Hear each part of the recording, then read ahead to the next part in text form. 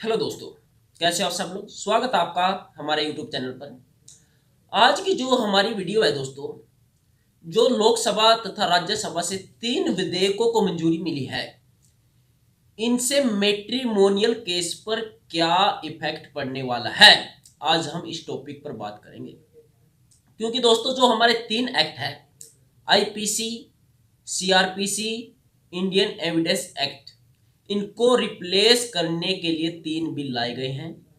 और जो 3 बिल लाए गए हैं वो राज्यसभा लोकसभा से पास हो चुके हैं और राष्ट्रपति जी ने भी मंजूरी दे दी है, यानी अब ये कानून बन चुके हैं। आज हम इसी टॉपिक पर बात करेंगे कि जो 3 बिल पास किए गए हैं, इनसे 498 ए, 125 सीआरपीसी, मेंटेनेंस डीवी एक्ट पर क्या फर्क पड़ने वाला है, इनसे आपको क्या फायदे मिल सकते हैं और क्या नुकसान हो सकता है। ये दोनों पक्षों के लिए लाभदायक है दोस्तों, चाहे वो पति पक्ष हो चाहे वो पत्नी पक्ष हो। कृपया इस वीडियो को कंप्लीट देखिएगा, क्योंकि यह वीडियो आपके लिए बहुत ही लाभदायक सिद्ध होने वाली है। क्योंकि दोस्तों अब जो न्यू केसेज होंगे या ट्रायल चलेगी केस की, वो न्यू एक्ट के अनुसार चलेगी, ना कि पुराने वालों के अनुसार। अब सब कुछ बदल गया है दोस्तों। कि जैसे 498 ए आईपीसी, आईपीसी का मतलब क्या होता है, इंडियन पेनल कोड। अब आईपीसी रिप्लेस हो रहा है या रिप्लेस हो गया है। अब जो नया कानून होगा और उसके जो प्रोविजन होंगे, उसी से ये केस संचालित होगा। और दोस्तों जो 498 की जगह जो न्यू सेक्शन आएगा ना, जैसे अब तो दहेज के लिए क्या होता है 498 ए, अब जो दहेज के नए मुकदमे दर्ज होंगे वो 498 ए के नहीं होंगे, वो कोई न्यू सेक्शन आएगा, उसी सेक्शन के तहत ही आपके खिलाफ एफआईआर दर्ज होगी। तथा सभी चीजों के लिए टाइमलाइन फिक्स कर दी गई है। अब न्यू कानून के अनुसार कि कितने दिन में चार्जशीट देनी होगी। ऐसा नहीं है कि पहले केस दर्ज कर दिया और उसकी कोई टाइमलाइन ही फिक्स ही नहीं थी, अब टाइमलाइन फिक्स कर दिया कि कितने दिनों में चार्जशीट देनी होगी, इतने दिनों में केस डिसाइड करना होगा। एक 3 साल टाइमलाइन फिक्स करिए दोस्तों कि 3 साल के अंदर अंदर पूरा मुकदमा डिसाइड करना है। अब ऐसे नहीं है पहले की तरह कि मुकदमा 10 साल 20 साल 25 30 यानी 50 साल तक चला जाता था। जो मुकदमा करता था वो तो एक्सपायर हो जाते थे, आगे वो मुकदमा उनके बेटे हैंडल करते थे। अब ऐसा बिल्कुल भी नहीं है। पहला फायदा तो आपको दोस्तों यही हो गया कि जो केस की ट्रायल चलेगी वो लंबी नहीं चलेगी, एक फिक्स टाइमलाइन कर दी है कि इतने दिनों के अंदर अंदर ये केस डिसाइड हो ही जाएगा। इससे दोनों पार्टियों को फायदा मिलेगा, वेस्टिंग ऑफ टाइम कम होगा और आपके लिए डिसीजन बहुत ही जल्दी मिल जाएगा जो भी होगा। दोस्तों अब क्या होगा, पुलिस की कार्यवाही में भी पारदर्शिता आएगी, क्योंकि पुलिस को बहुत सारी चीजों की रिपोर्ट करनी होगी।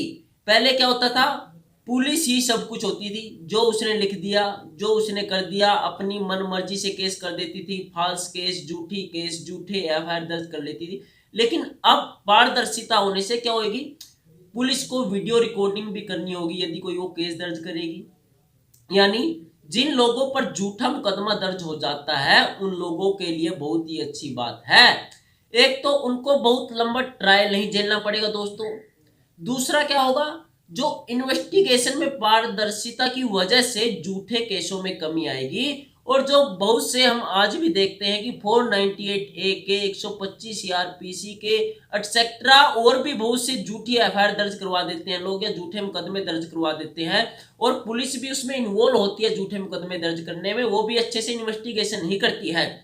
तो जो पारदर्शिता आएगी, इससे वीडियो रिकॉर्डिंग करनी पड़ेगी पुलिस को और रिपोर्ट करनी होगी एक एक चीज की, तो वो झूठे मुकदमे करने से बचेंगे। अगर ऐसा किया तो उनकी वर्दी भी उतर सकती है।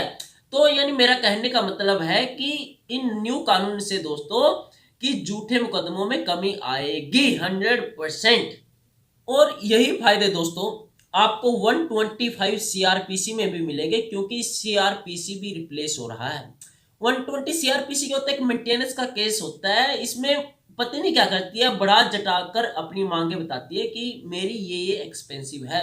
लेकिन इसके तहत वो ऐसा नहीं कर पाएगी, क्योंकि इसमें क्या कर दिया है कि हस्बैंड और वाइफ को एक एफिडेविट देना बहुत ही जरूरी है। यदि वाइफ 125 सीआरपीसी के तहत मेंटेनेंस का वादा दायर करती है, तो इसमें क्या होगा, दोनों पार्टियों को अपनी एसेट शो करनी होगी। मेरी कितनी इनकम है, मेरे पास क्या क्या प्रॉपर्टीज है, और मेरे इनकम के संसाधन क्या क्या है, दोनों पार्टियों को एफिडेविट देना पड़ेगा। और जब दोनों पार्टी एफिडेविट देंगी तो उनको ये राइट होगा कि वो उन पे क्वेश्चन रेज कर सकते हैं कि कभी कोई झूठा ना दे। और ये भी प्रोविजन है, अगर कोई उसमें झूठी बात लिखेगा तो उसके ऊपर एक्शन लिया जाएगा। इसमें ना तो वाइफ बढ़ा चढ़ाकर अपनी मांग रख सकती है, क्योंकि उसको उसकी नीड के अकॉर्डिंग ही मेंटेनेंस दिया जाएगा दोस्तों। अब क्या होगा, अब जो ये 3 कानून है दोस्तों, आईपीसी, सीआरपीसी, एविडेंस एक्ट, अब क्वेश्चन यहाँ पे ये उठता है कि ये लागू कब होंगे। मेरे हिसाब से दोस्तों इन्हें लागू करने के लिए टाइम लगेगा। टाइम क्यों लगेगा, क्योंकि ऐसा तो नहीं है कि ये पास तो हो चुके हैं कि कल को ही बहुत सी ऐसे में खबरें सुन रहा हूं कि 1 जनवरी से इन्हें लागू कर दिया जाएगा 2024 से न्यू साल पे। लेकिन मेरे हिसाब से ऐसा नहीं होगा दोस्तों, क्योंकि कानून रिप्लेस हुए हैं, उनके लिए क्या बुक भी रिप्लेस करनी पड़ेगी दोस्तों, क्योंकि जो पुरानी बुक्स है वो छपी हुई है, उनकी जगह न्यू बुक छापनी पड़ेगी। सब कुछ मैंडेट करना पड़ेगा ना, और जो न्यू बेयर एक्ट छापने पड़ेंगे, और उनके लिए दोस्तों ट्रेनिंग की भी जरूरत होती है। जैसे ये वकील, पुलिस और जजेस के लिए तो ये बहुत ही इंपॉर्टेंट है, क्योंकि इनको तो डेली इनसे पाला पड़ता है।